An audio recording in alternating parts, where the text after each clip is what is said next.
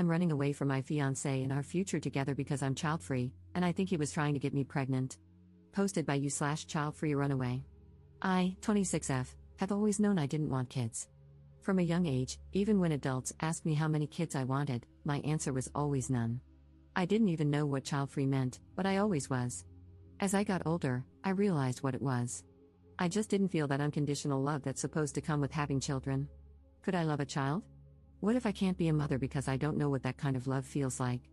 That's how I've spent my whole life. Then I met my fiancé, 34M, 2 years ago.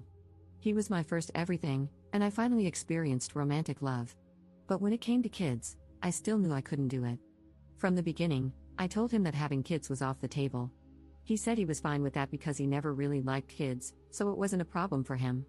5 months ago, he proposed, and I said yes. We moved in together, and everything was perfect. We were planning our wedding slowly, no rush. That was until his sister had a baby 2 months ago. My fiancé instantly fell in love with his nephew and was there every step of the way. He bathed him, changed him, napped with him. It seemed normal, I guess, so I didn't mind. 3 weeks ago, we went to his sister's house for lunch. My fiancé was mowing her lawn when she asked me to watch the baby for a couple of minutes. I tried to refuse, but she looked so down that I agreed. I thought she would just put him in his stroller or something, but she plopped him into my arms and went upstairs. I panicked. I had never held such a small baby before, and I was terrified I might drop him. 5 minutes in, he started crying. At first, it was fine, but then he started screaming at the top of his lungs. How can such a tiny baby be so loud? I was almost in tears myself. I stood up as gently as I could and went outside where my fiancé was. I yelled at him to come grab the baby from me. He came over, took a picture of me holding the baby, and instead of taking him from me, he started giving me tips on how to calm him down. He pushed the baby closer to my chest and said, "He really suits you." I was on the verge of a panic attack. My hands were trembling, and I was even more scared to drop him. I yelled, "If you don't grab him, I'm putting him on the floor." He got angry, called me a bitch, and grabbed the baby. I couldn't handle it anymore, so I took an Uber home. He came home around midnight, showered, and went to sleep on the couch. The next morning, he was already gone when I woke up, and he didn't come home until 3 a.m. I told him we needed to talk, but he just said, "Tomorrow," and went back to the couch. The next day, when I came home from work, he was waiting for me. We sat down, and he apologized for how he reacted, saying he didn't know what got into him. I asked the question I already knew the answer to. Me, do you want to have kids now? Him, I don't know. I just love him so much, you know? Me, well, that's normal, isn't it? Him, I guess. But do you really feel that strongly against having kids? You don't even have to get pregnant or give birth, we can adopt. I talked about how scary pregnancy and childbirth were for me, especially because of how hard it was for my mom. She'd almost died giving birth to me due to complications, and she had to have an emergency hysterectomy. Me, that's not the only reason, and you know that. You know how I feel about not knowing if I could love a kid unconditionally. Him, I know, but you learn to love me, right? You can love a child too. Listen, we don't have to agree on this now. We can get married first and then revisit it. Please don't shut it down immediately. Then he started to cry and hugged me, so I dropped it. But deep down, I knew I couldn't be a mom. I know myself, and honestly, I felt betrayed by him. I thought I'd eventually start resenting him, but I hoped we could get past this. Then he started doing some strange things. He changed his wallpaper to a picture of me holding a baby, he started calling me mama, he wanted to start having unprotected sex, and he even began touching my belly when he thought I was asleep. I have fertility issues that I've never treated because what was the point? My period is irregular but mostly pain-free, so I never bothered to do anything about it. But when he suggested I go to the doctor to see what's going on with that, I panicked. It felt like he was trying to get me pregnant, and termination is still illegal in the country we're living in. So I left. I told him my mom fell in the shower and broke her leg, a lie, and that I wanted to stay with her for a couple of days to make sure she was okay. He said that was fine, and I waited for him to go to work. Then I grabbed important documents, some clothes, sentimental things, my dog, and I left. I don't know if what I did was right. I'm starting to doubt myself. Maybe he just wanted me to be healthy. Maybe he was just cuddling me or just liked that picture. But I can't shake the feeling that something was wrong. He hasn't realized that I left for good. He just questioned why I took the dog, jokingly. I didn't tell anyone, I just told my mom I missed her. Maybe I should go back and pretend everything's okay, But something about him feels off now, and I just don't know it anymore.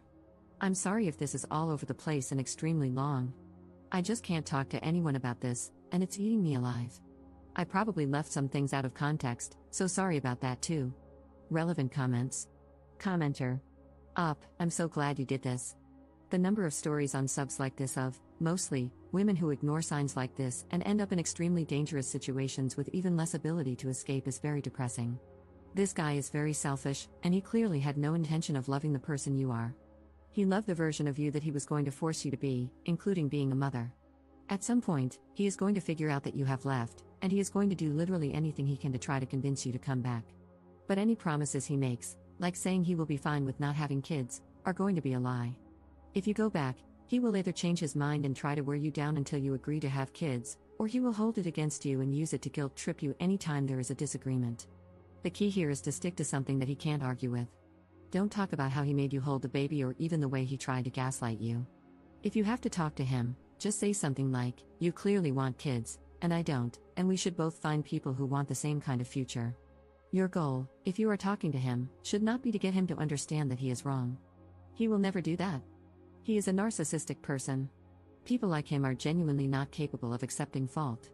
Your goal is to get him to move on so he doesn't become a stalker or something. Ops response. Luckily, he has never been to my home country. He has a super demanding job, so he doesn't even take vacations, making it nearly impossible for him to find me. Even if he tries, I'm not even in the capital or near it. Update 10 days later. So, I'm going to try to make this as chronologically accurate and concise as possible. If something is unclear, I'll clarify in the comments. The first thing I did after my last post was get a blood pregnancy test. It was negative. That night, I also spoke to my mom.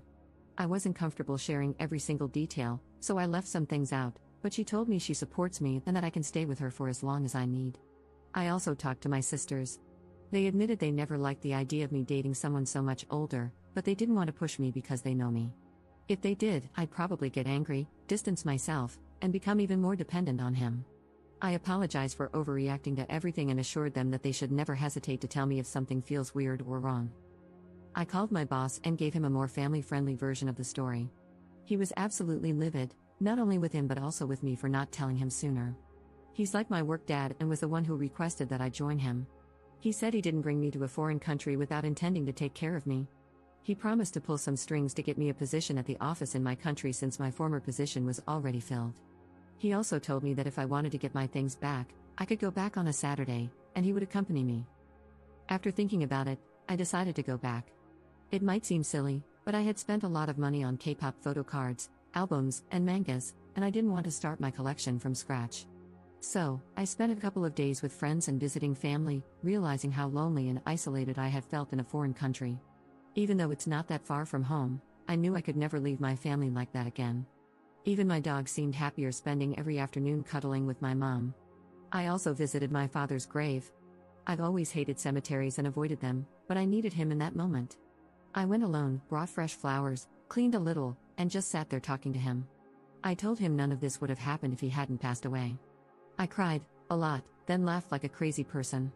I ended up staying for about 3 hours, but it felt so healing. I also went to my mom's gynecologist, and she said it was possible to get a tubal ligation, especially considering my health issues. She warned me it could take about 6 months, but I was okay with the wait, so we started the process. I felt so free after that appointment and just so much happier being home. I didn't even think about my ex until he messaged me asking about my mom. I told him she was doing better and that I'd be back on Saturday. I decided to talk to him face to face since I was already going back to collect my things. On Friday afternoon, my sister lent me her car and I drove back. It's almost a 12-hour drive, but with breaks, it took about 14 hours. I went straight to my boss's house, and when I arrived around 9 a.m., he asked me to have breakfast with him and his family.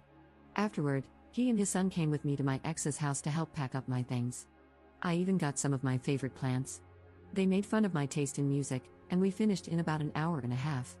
Afterward, I went to my ex's sister's house. I needed to know if the whole baby incident had been a setup. I knew she didn't work on Saturdays, so I went into her house. Luckily, she was home and invited me in. We sat in awkward silence for a moment until I asked her, "Did your brother ask you to make me hold the baby?" Her, "What, huh, no, why? What even happened that day?" When I went downstairs, you weren't there, and he said you got sick and had to leave. Me, what did he tell you exactly? Her, he said you had a panic attack because of fertility issues and that holding the baby was triggering. I told him that didn't sound like you, but he said, how are you supposed to know more about my fiancé than I do? Then he left. Me, what the actual hell? Her, yeah, he even said you wanted to babysit and go to the park as a couple with a baby, but I told him he was crazy if he thought I'd let him use my baby like that. He got mad at me and didn't speak to me for a couple of days. Then I laughed and explained what actually happened. She was furious, so mad she started crying. She apologized for leaving me with the baby, and I apologized for saying I was going to put the baby on the floor, and that I wasn't actually going to do that.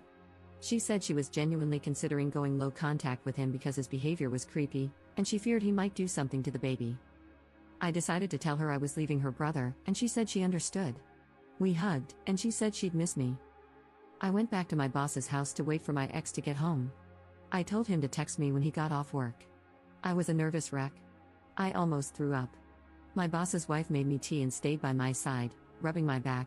I honestly loved that woman, the whole family, really. My boss and his son came with me to his apartment. One thing about my boss, he's a softie, but he's huge. He's 195 centimeters and about 130 kilograms, and his son is basically a carbon copy of him, so I felt pretty safe. When my ex got home, he smiled at me but then saw my boss and his son. He asked me what was going on. Me, I'm breaking up with you. You're clearly going through a baby fever phase, and I don't want any part of that. Him, what do you mean, breaking up? We can't break up. We love each other. Me, no, you love the idea of me being pregnant with your child, and that's not going to happen. He tried to hug me, but my boss grabbed his shoulder and said, why don't you sit here with me? Him, I can't lose you, I love you. You're my soulmate.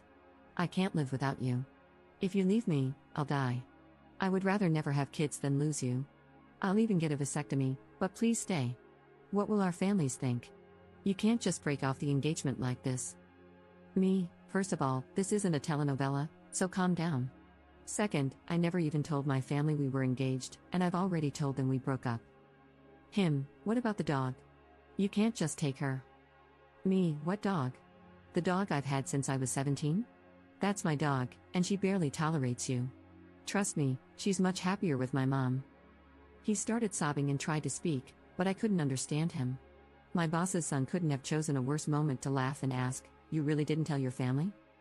Me, I just never found the right moment, you know? My ex calmed down a little and said he'd never let me go. That he still loved me.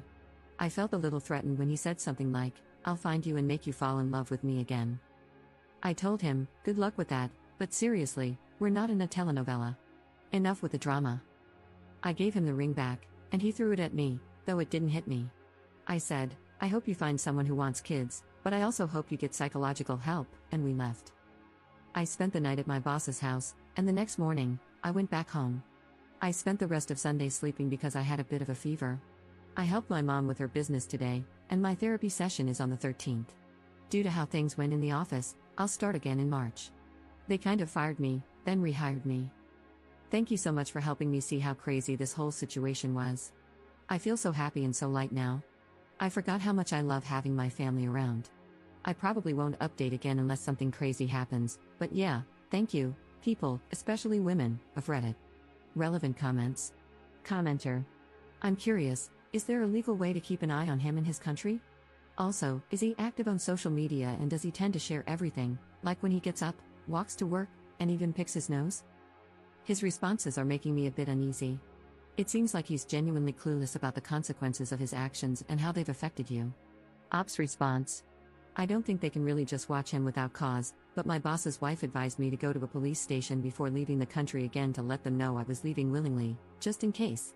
And no, he doesn't post much on social media, just big events, birthdays, anniversaries, and that kind of stuff. Also, my mom already has security cameras, so I'm feeling confident. I don't think he's just going to drop everything to follow me without even knowing where I am.